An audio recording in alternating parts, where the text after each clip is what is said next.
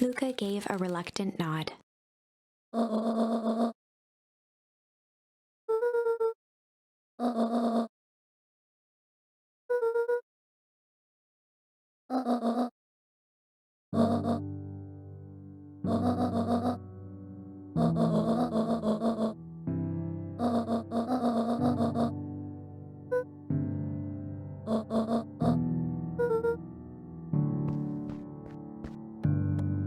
Luca took a deep breath.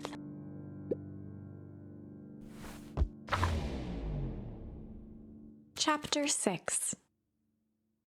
Through thick and thin. Despite Luca's bitterness, Gran was right. He needed to hash things out with Rollo. A big fight changes the nature of a friendship. Whether, in the end, it is for the better or for the worse, all comes down to understanding. If one is not careful, the same familiarity that builds the strongest of bonds can become the wrecking ball that shatters them. Luca emerged from seclusion, taking in the crisp festival air. But the events of the day weren't on his mind. He had to find Rollo.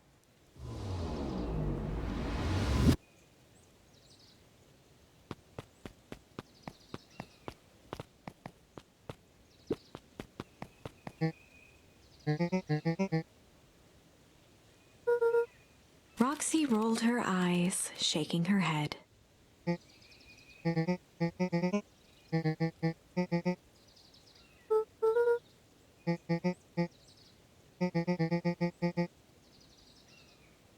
Luca looked down and kicked at the dirt.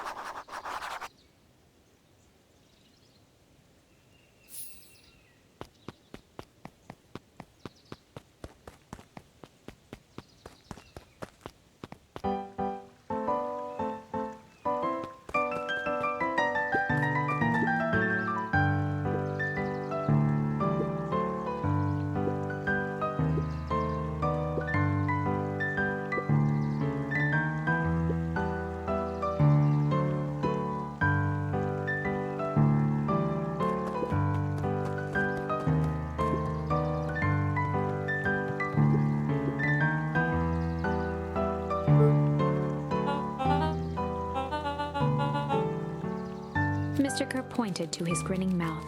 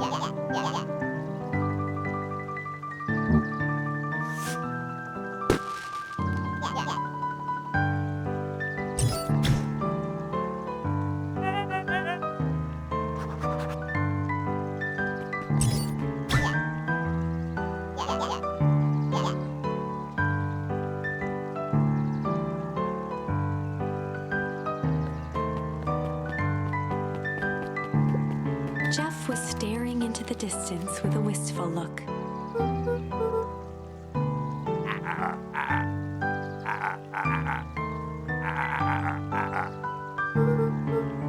Jeff turned to Luca with a furrowed brow, then gave an understanding nod. For a moment, the two now shared that same wistful gaze.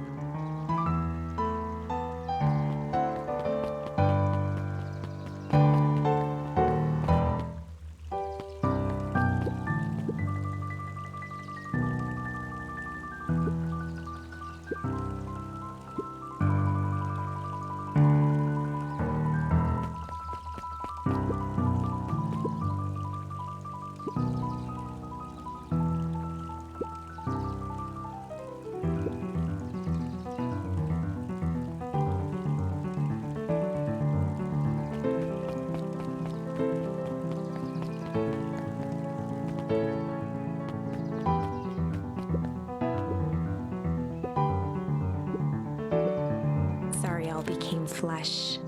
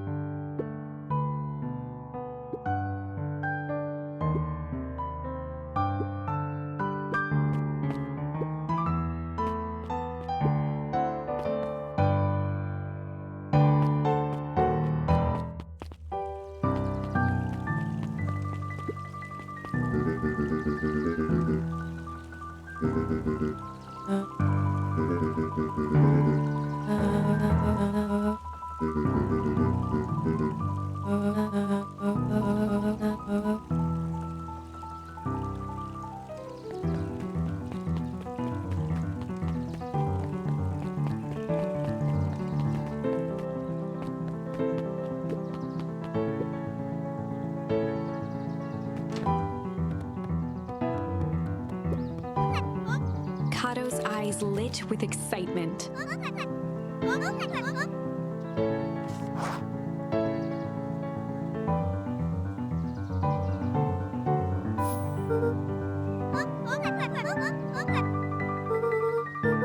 Kato straightened up and cleared his throat as if preparing to sing.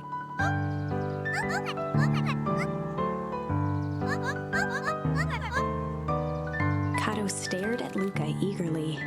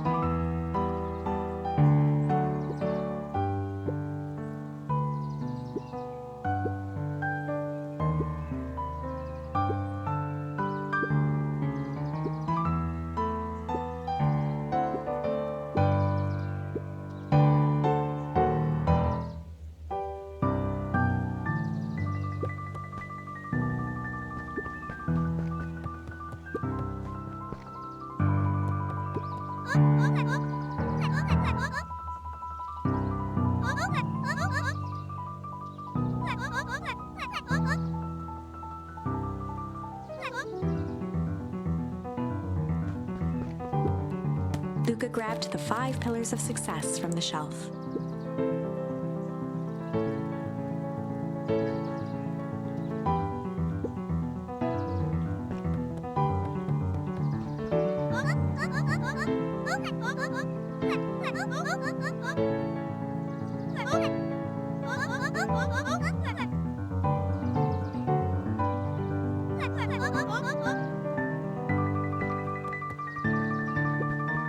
Luca grabbed The Adventures of Hank Atomic, issue number 4, from the shelf.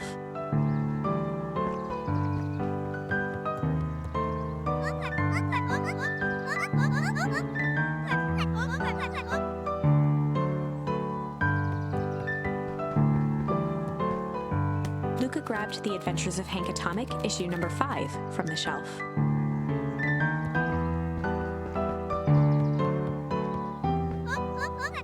Kato removed his book from the desk and replaced it with Luca's, turning on the lamp. As he slid the book under the purple light, 2 words glowed: The Adventures of Hank Atomic, issue 5. Luca clicked his tongue with recognition.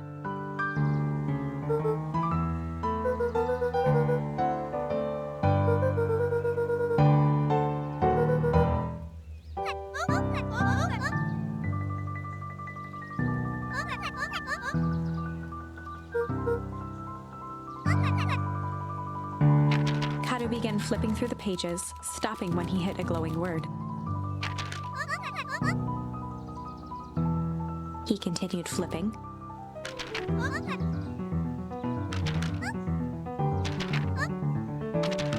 Reaching the end of the book, Kato looked up.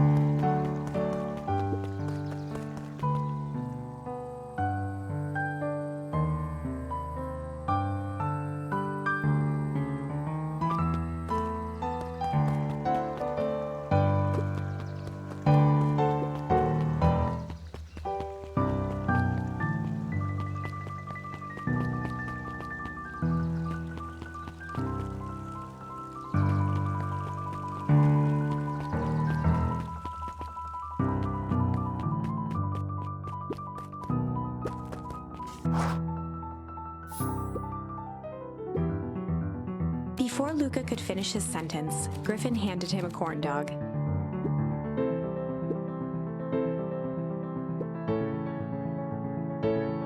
Luca shrugged, taking a sizable bite out of the corn dog.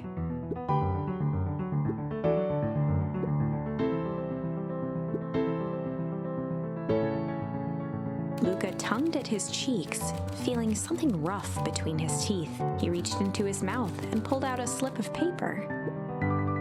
He shook off the bits of corn dog to read the slip.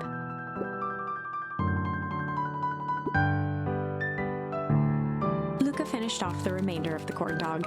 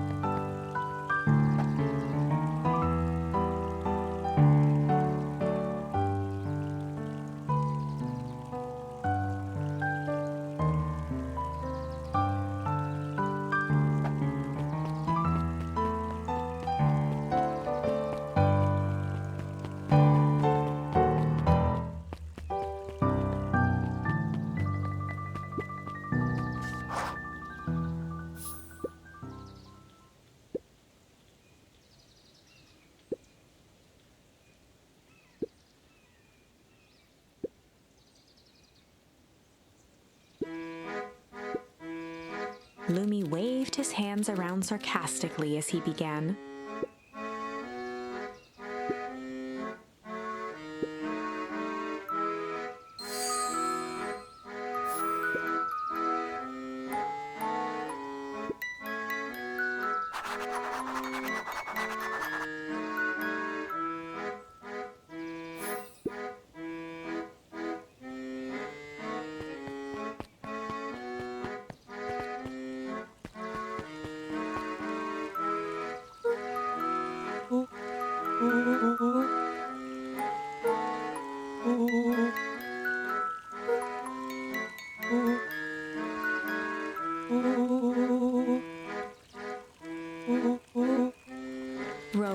sheepishly handed Luca the balloons.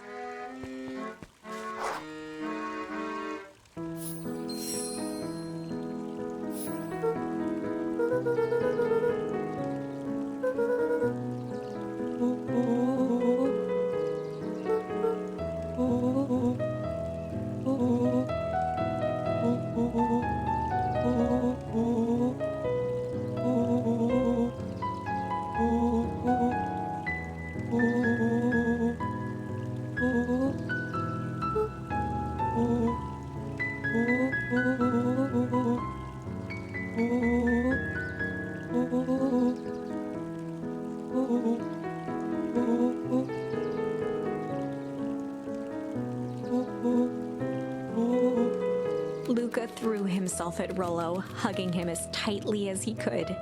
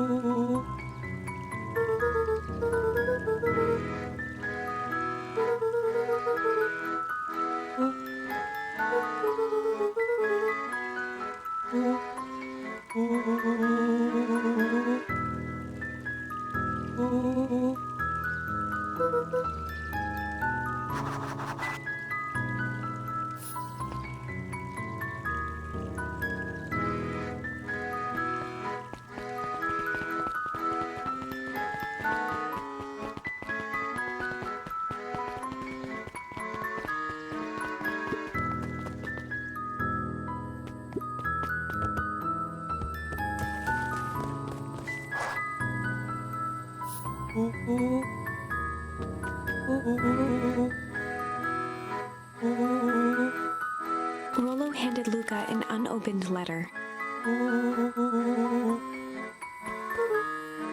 Luca, some things are going to happen that might be difficult for you to understand.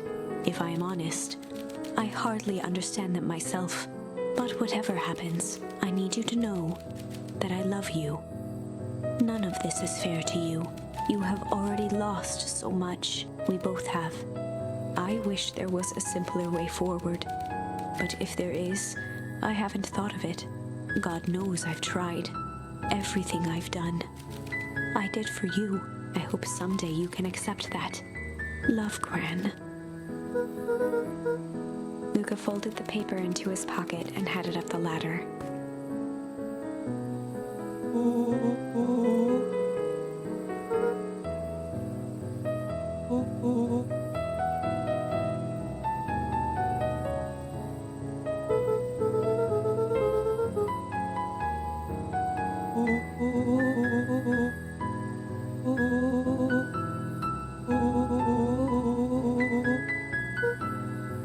Luca was at a loss for words, but that was fine. Words aren't always necessary.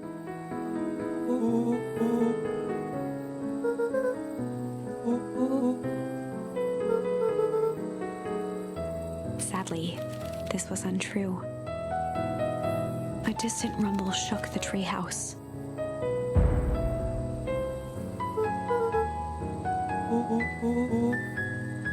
It was not fireworks. It was something the boys couldn't possibly comprehend. Something as old and cruel as time itself.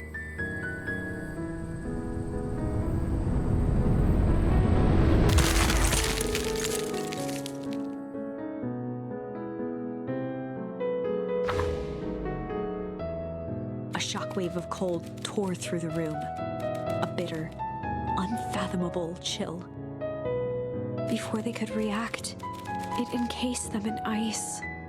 Two boys, reunited by friendship, only to be cruelly separated by a malevolence beyond reason. And so, our story ends on this melancholy scene.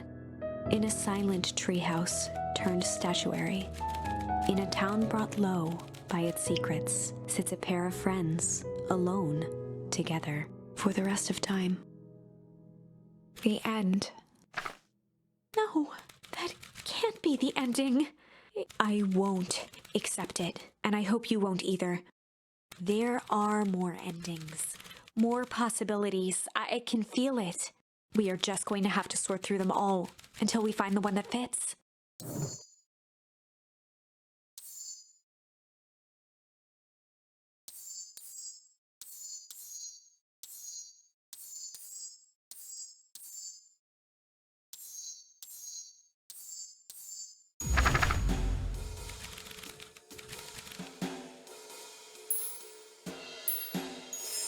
They'd run the classic good cop, hard cop interrogation.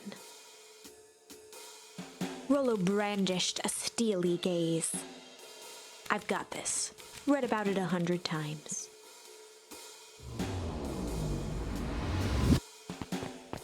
Rollo swaggered past the chair which propped up the slumping Hiram Tolliver.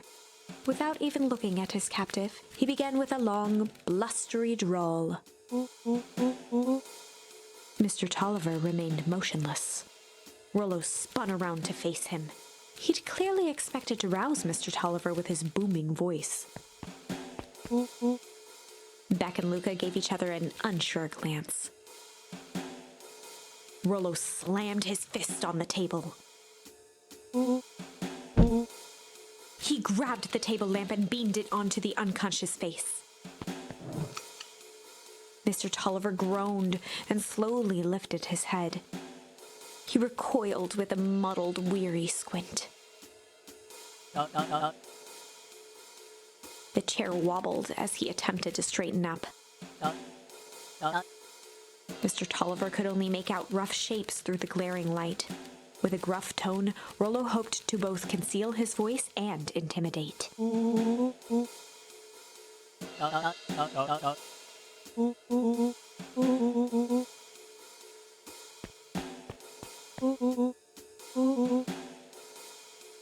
The doubtful expression on Beck and Luca's faces transformed into awe.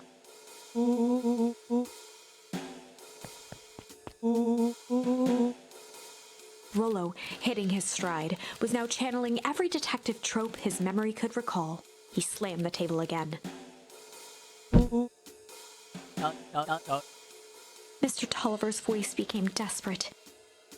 He was nearly in tears.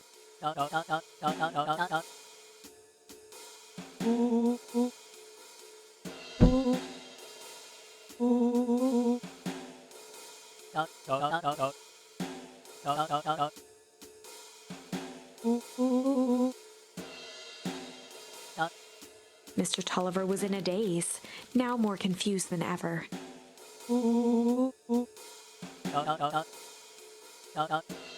He shook his head, feeling more and more dizzy.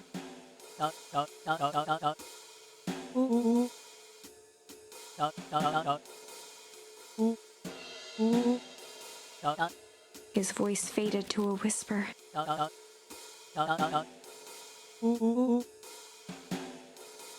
With that, Mr. Tolliver passed out cold.